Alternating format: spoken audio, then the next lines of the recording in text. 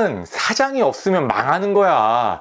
이거는 제가 제일 싫어하는 말인데요. 그럼 식당 사장은 매장에 갇혀서 죽을 때까지 일만 하라는 얘기인가? 말도 안 되는 얘기고요. 저는 장사 1년 이상 했으면 매장 안에 갇혀있지 말고 무조건 뛰쳐나오라고 얘기를 합니다.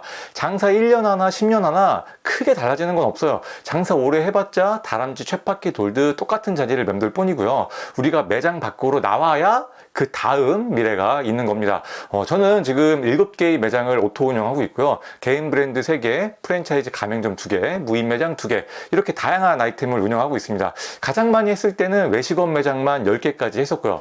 사실 예전보다 외식업이 많이 어려워졌고 오토 매장 운영하는 건 더 어려워지긴 했어요. 왜냐하면은 인건비, 재료비, 배달비, 마케팅비 같은 비용이 너무 많이 올랐고요.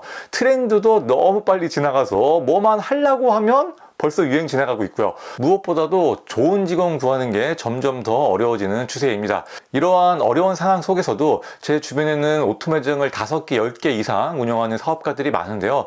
요즘에 오토 매장을 하는 사업가들은 어떤 생각으로 어떻게 오토 매장을 운영하는지, 요즘 오토 매장의 공통점 5가지에 대해서 알아보는 시간을 갖도록 하겠습니다. 요즘 오토 매장의 공통점 첫 번째, 매출이 높습니다. 매출이 높다는 건 직원을 많이 뽑을 수 있다는 얘기거든요. 직원이 많으면 운영이 더 힘든 거 아닌가요? 이렇게 생각하시는 분들이 너무 많은데요. 이거는 장사의 관점에서 벗어나질 못해서 그래요. 내가 죽도록 일하면서 직원 10명, 20명을 어떻게 관리할 거야. 내 옆에 직원 한두 명 관리하기도 어려운데. 하지만 사업가의 관점으로 봤을 때는 내가 매장에서 일하지 않는 것이 기본값이거든요. 그렇게 따지면 직원이 많으면 많을수록 운영이 훨씬 더 수월해집니다. 왜 그러냐면 직원이 많다는 것은 누군가 그만뒀을 때 대체할 수 있는 사람이 많다는 얘기거든요. 사장이 없을 때를 기준으로 한번 생각해 보자고요. 직원 10명 중에 1명이 그만뒀을 때, 그리고 직원 2명 중에 1명이 그만뒀을 때, 언제가 더 곤란할까요? 직원 2명 중에 1명이 그만뒀을 때가 훨씬 더 곤란하겠죠. 1명만 그만둬도 매장 문 닫아야 돼요. 그런데 직원들은 툭 하면 그만두잖아요. 그러니까 이런 상황에서는 사장이 계속 매장에 붙어 있을 수밖에 없죠. 반면에 10명 중에 1명 그만두는 것은 별로 티가 나지 않습니다. 10명 중에 2명 그만둬도 할만해요. 이런 상황에서는 사장이 없어도 직원들끼리 어떻게든 운영을 합니다. 이렇게 오토 매장이 원활하게 돌아가려면 정직원이 최소 3, 4명은 있어야 되는데요. 그러려면 월 매출도 최소 4천만 원은 나와줘야 합니다. 최소 4천이고 가급적이면 6천만 원 이상 나와주면 좋고요. 이 정도 매출이 안 되는 매장은 오토 운영이 상당히 까다롭고요.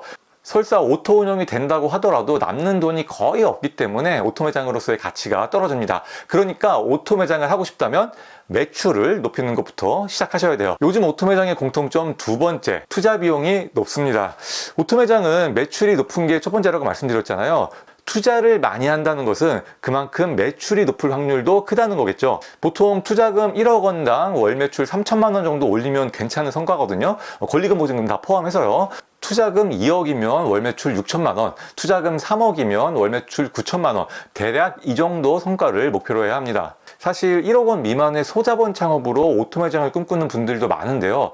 요즘엔 이런 투자금으로 오토 매장 하는 게 거의 불가능에 가깝습니다. 제가 가장 권장드리는 투자금은 3억 원 이상, 그리고 월 매출 9천만 원 이상 올리는 것을 목표로 하시길 권장드리는데요. 현실적으로 투자금 3억 원이 쉬운 일은 아니잖아요. 그게 안 되면 최소 투자금 2억 원은 생각하시면 좋을 것 같고요. 2억 원이라는 돈은 장사 열심히 해서 모으면 가장 좋겠지만 그게 아니라면 저는 동업이나 투자 유치를 통한 창업도 권장드리는 편입니다. 요즘 오토 매장의 공통점 3번째, 동업을 많이 합니다. 내 돈 모아서 하나 창업하고 내 돈 모아서 또 하나 창업하고 이렇게 해서는 사업이 성장이 안 돼요. 제 주변에 오토 매장을 5개, 10개 이상 하시는 분들 많다고 했잖아요. 이분들 중에 자기 돈으로만 창업을 하는 경우는 별로 없습니다. 저 같은 경우에도 사업 초창기에 1년 동안 4개 매장을 오픈하면서 그때 동업도 하고 투자 유치도 받고 그랬어요. 지금도 저는 투자금이 넉넉하게 있다고 하더라도 동업을 선호하는 편입니다. 예를 들어 제가 2억 원이 있으면 이걸로 매장 하나를 오픈하는 것보다 2억 원이 있는 사람이랑 동업을 해서 매장 2개를 만드는 게 사업적으로는 유리할 수 있거든요. 그러면 경험도 2배, 속도도 2배, 비전도 2배가 될 수 있고요. 가장 좋은 건 리스크를 절반으로 줄일 수 있어요. 물론 순이익도 절반으로 줄어들겠지만 저는 그것보다 얻는 이득이 훨씬 크다고 생각합니다. 요즘 오토 매장의 공통점 네 번째, 점장에게 지분을 줍니다. 앞서서 동업을 많이 한다고 말씀드렸잖아요. 이 지분 방식도 동업의 일종이라고 보시면 될 것 같은데요. 요즘에 제대로 된 직원 구하기가 너무 힘들잖아요. 그러니까 괜찮은 직원 하나 있으면 도망가지 못하게 지분이라도 줘서 붙들어 놓는 게 도움이 되죠. 게다가 지분을 주면 조직의 비전도 생기고 매장 확장에 가속도가 붙을 수도 있어요. 좋은 점이 참 많죠. 하지만 저는 개인적으로는 지분 주는 거를 싫어하는데요. 지분이라는 거는 거의 동업이랑 같은 개념이라서 원금 보장이 안 됩니다.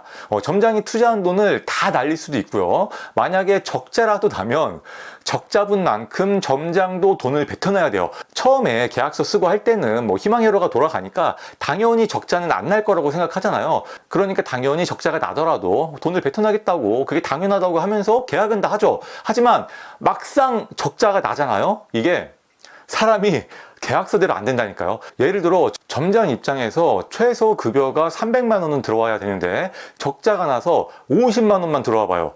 이게 되겠어요? 그리고 어떤 달에는 죽도록 일했는데 아예 급여를 못 받아. 이게 점장 입장에서는 그냥 돌아버리는 거거든요. 그런데 이런 상황이면 사장도 똑같이 힘들 거 아니에요. 그러면은 점장 네가 운영을 좀 잘해봐라. 적자 좀 안 나게.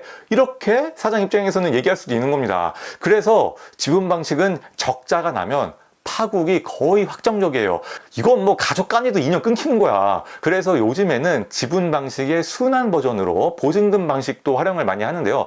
보증금으로 1,000만 원에서 2,000만 원 정도 점장에게 받고 점장이 도망 못 가게 강하게 구속을 해놓는 거죠. 대신에 순수익의 10%에서 30% 정도를 인센티브로 주는 거고요. 계약도 1, 2년 만에 한 번씩 갱신하면서 서로 협의가 안 되면 각자 갈 길을 가는 방식입니다. 저는 지분 방식보다는 그래도 이런 보증금 방식이 조금 더 나은 것 같아요.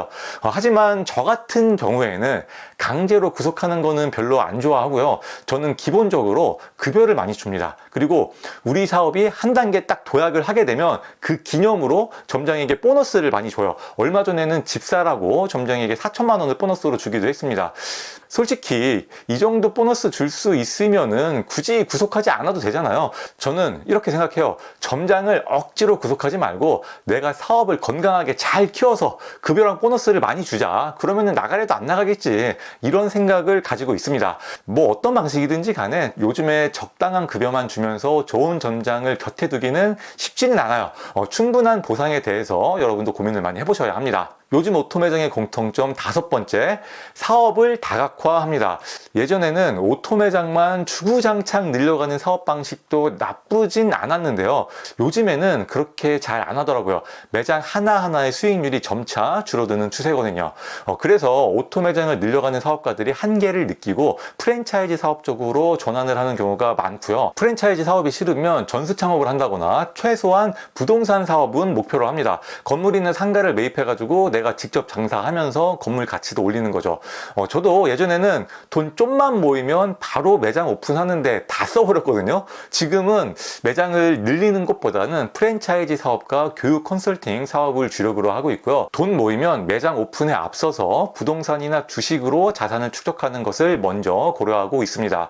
여러분도 오토 매장 돌리면서 매장을 계속 늘려가고 싶은 생각이 있으실 텐데요. 그게 외식 사업 초창기에는 한 번씩 거쳐가는 코스이긴 합니다만 오토 매장만 늘리기보다는 내 매장을 좀 더 부가가치가 높은 사업과 결합하는 것도 고려해 보시면 좋을 것 같아요. 오토 매장 노하우에 대해서 더욱 자세하게 알고 싶다면 고정 댓글 참고하셔서 장사만세 아카데미 안내 글도 한번 봐주시길 바라겠습니다.